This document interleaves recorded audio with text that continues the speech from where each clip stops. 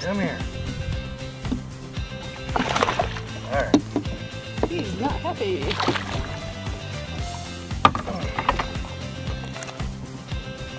There we go. What are you using, Glenn?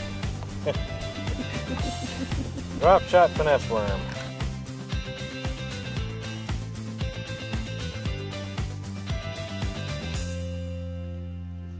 Hey folks, Glenn May here with BassResource.com, and today let's talk about drop shotting. What we're using is spinning gear, spinning outfit for many reasons. It starts off with the hook. Drop shot, you're typically using just a size 1 or 1/0 hook. This is a 1. This is a spin shot hook. Looks like that. Okay? It spins. If I can get it to spin, see that? And it doesn't spin the line. Okay? It's twist. It doesn't twist the line. And I have a spin shot for 2 reasons. Number 1, yep, eliminates twist. The other reason is that it allows the bait to move freely. And I can't stress this enough. With drop shotting, you need that bait to move as natural as possible. This is why I'm using a finesse hand-poured lure. It just wiggles and moves naturally in the water. Okay, it's very flexible and flimsy. See that? That's what you want, because you need a very natural presentation. So with a small hook like that, a size 1 or 1/0 hook, it's a thin wire hook. By that nature means that you cannot put a ton of pressure on it, otherwise you'll bend it out and you can lose a fish during a fight that way. It'll just work itself open and the fish will break free. Or those thin hooks, because it's a 1 or 1/0 hook, it doesn't have a big bite to it, and you can literally rip the hook out of the fish's mouth if you're using stout gear or heavy line, or your equipment isn't matched properly. You could end up losing a lot of fish that way. And that's part of the frustration a lot of people have with the drop shot, is they lose a lot of fish, and it's because, you know, they want to blame the hook or something like that. It's because they don't have matched equipment. So let's talk about that a little bit.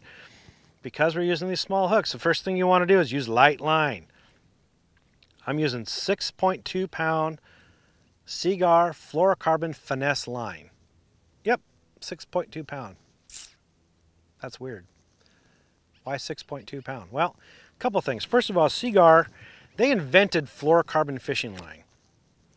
And because of that, they create their own resin that's made specifically for fluorocarbon fishing line. They are in control of that. They don't buy it from a third party like other line manufacturers do. They make their own. They manufacture their own line, so they are 100% in control of quality control the whole way. Because of that, they can make any pound they want. In this case, 6.2 pound is what I like, because it offers that real flexibility. It allows the bait to move naturally in the water. It's not stiff. It allows it to bend and flex. It's got super sensitivity to it, which you need because the bite's going to be subtle. So any kind of sensitivity that you can glean and put in your favor, that's what you need, and that's what fluorocarbon does. Fluorocarbon also is heavy, so it doesn't have any buoyancy to it. So it is neutral as far as the bait's concerned. It's not going to impede the action of that bait. Whereas braid, on the other hand, braid's buoyant. You're going to get a bow on the line. It's going to impede the action of that bait because it pulls back on it. It doesn't allow it to flow freely. Plus, it's no stretch whatsoever. And on a light wire hook, that's exactly the opposite of what you want. You want a little stretch and give when you're fighting the fish so you don't bend that hook out. And braid will do that. I don't care if you're using 6-pound braid or not, it doesn't stretch. And that's a characteristic you don't want when you're using light hooks. So I don't even use braid at all.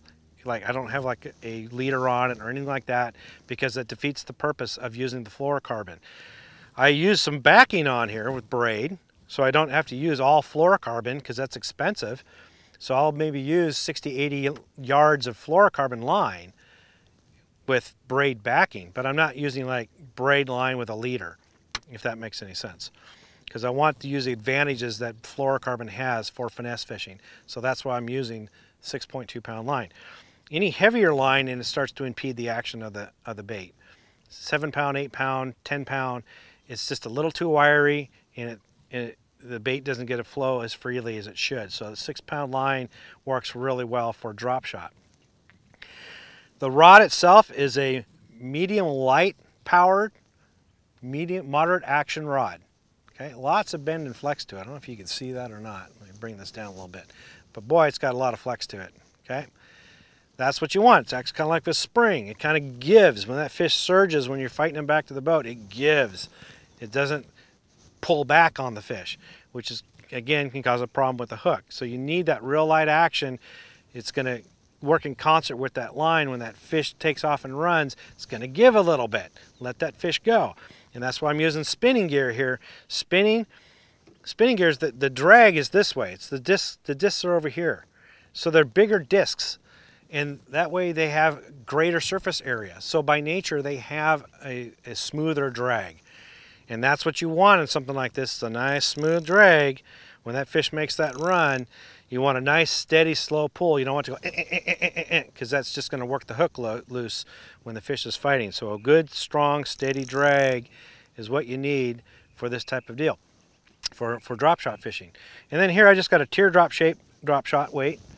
It's on a little swivel, so it doesn't get snagged as much. It doesn't have to be a swivel, but I like to have a little swivel on it. It's this teardrop shape. Now, if I'm fishing in areas that have a little more rock in it, fishing deeper structure that's a little more chunky rock, then I might go to a straight cylinder shape drop shot because it doesn't get hung up as much in the rocks. But I will not fish riprap. Okay, I'm going to save you guys a lot of frustration right now. Don't fish drop shot and riprap. You're just going to get frustrated because about every other cast you're going to get stuck, and you're probably going to lose a lot of drop shot weights. So just don't do it. Don't fish riprap, you know, chunk rock, that kind of stuff with drop shot. Other than that, it works very well in a lot of different areas. I hope that helps. For more tips and tricks like this, visit bassresource.com.